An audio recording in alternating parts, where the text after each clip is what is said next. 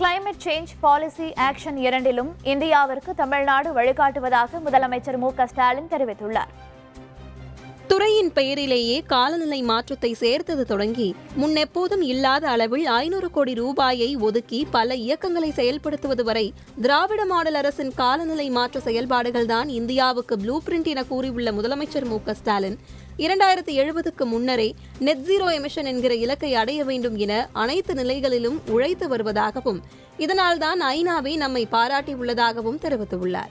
இது ஒரு நீண்டகால பயணம் என்கிற போதிலும் நமது முயற்சிகளின் விளைவாக பல உடனடி பயன்கள் 3 ஆண்டுகளாக கிடைத்து வருவதாகவும் எதிர்கால சந்ததியினர் வாழ பாதுகாப்பான சூழலை உறுதி செய்ய தமிழ்நாடு காலநிலை மாற்ற ஆட்சிமன்ற குழுவின் பரிந்துரைகளை தொடர்ந்து செயல்படுத்துவதில் நமது அரசு உறுதியாக உள்ளதாகவும் முதலமைச்சர் மு.க.ஸ்டாலின் தெரிவித்துள்ளார்.